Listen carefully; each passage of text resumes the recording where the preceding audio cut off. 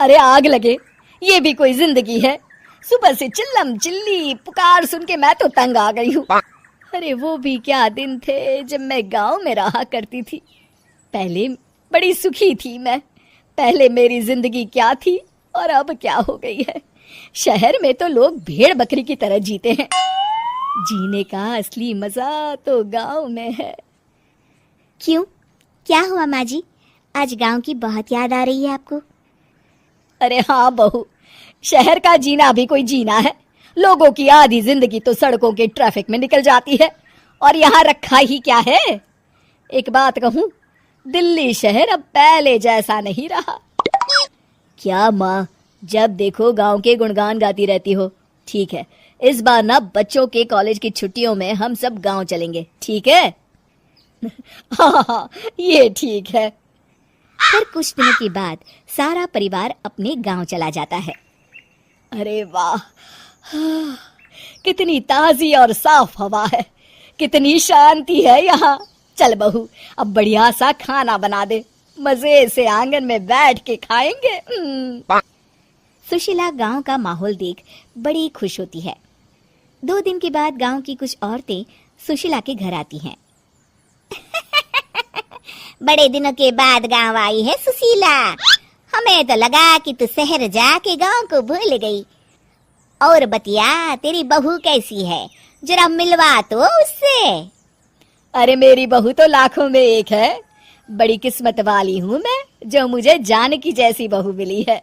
हमेशा मेरी सेवा में लगी रहती है और आज तक कभी पलट कर जवाब नहीं दिया उसने। सुशीला की बातें सुनकर सभी औरतें हंसने लगती है।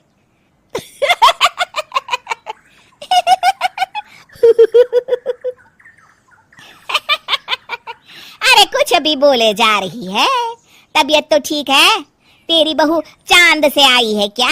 क्यों बहनों, दुनिया की कोई भी बहू अच्छी होती है क्या? सब औरतें ममता की हाँ में हाँ मिलाती हैं। अरे मैं तो कहती हूँ दुनिया की हर बहू सास का खून चूसने वाली डायन होती है, डायन। मैं तो एक बिल में 1000 सांप के साथ रह सकती हूँ, लेकिन अपनी बहू के साथ नहीं रह सकती। हाँ, तूने सही कहा। मेरी बहू तो तेरी बहू से भी 2 कदम आगे है। सब औरतों की बातें सुनकर ममता मन ही मन बड़बड़ाती है। अरे ये गांव सुधर गया, लेकिन औरतें नहीं सुधरी। अगर थोड़ी देर और इनकी बेवकूफी भरी बातें सुनूंगी तो मैं सच में पागल हो जाऊंगी।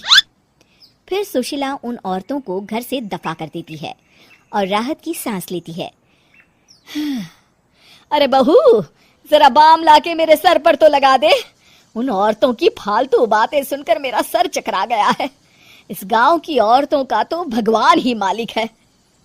फिर अगले दिन सुशीला की सास उससे कहती है, अरे बहू, तू यहाँ क्या आराम फरमाने आई है? आखिर ये तेरा ससुराल है। चल चल, घर के कामों में हाथ बटा। शहर में कुछ काम धाम तो करती नहीं है।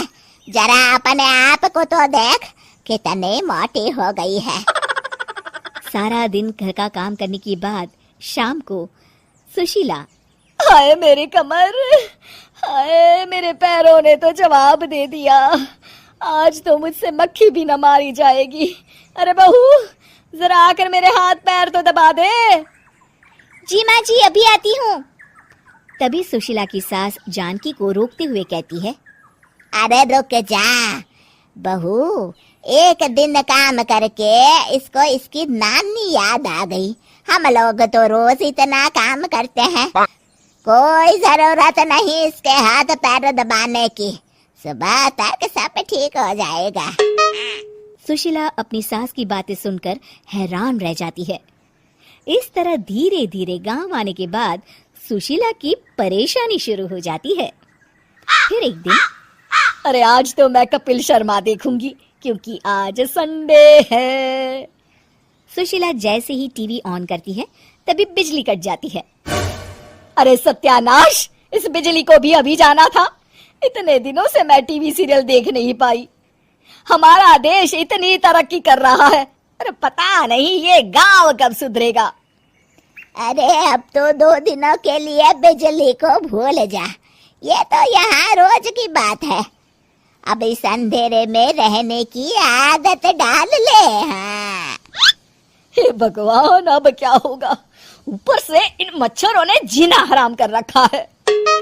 दूसरी तरफ घर के काम कर करके और बिना किसी सुविधा के सुशीला तंग आ जाती है और उसे शहरी जीवन याद आने लगता है। क्यों माँ, मजा आ रहा है ना? अरे, आपने ऐसी सूरत क्यों बना रखी है? मुस्कुराइए, अब हम गांव में हैं। मोहन के साथ जानकी भी अपनी सास की खिंचाई करती है। हाँ हाँ माँ जी, आप ही तो यहाँ की बड़ी तारीफ कर रही थी। फिर अभी तो कुछ ही दिन बीते हैं। वैसे भी अब तो आप यहीं रहने वाली है ना? अरे नहीं नहीं बहू, मैं एक दिन और यहाँ रुकी तो मर जाऊंगी। मुझे शहर ले चलो। क्या दिन थे, कितनी सुखी थी मैं वहाँ। ठीक है माँ, हम कल ही वापस शहर चले जाएंगे। इस तरह सुशीला शहर आ जाती है और फिर कभी दोबारा गांव जाने की जिद नहीं करती।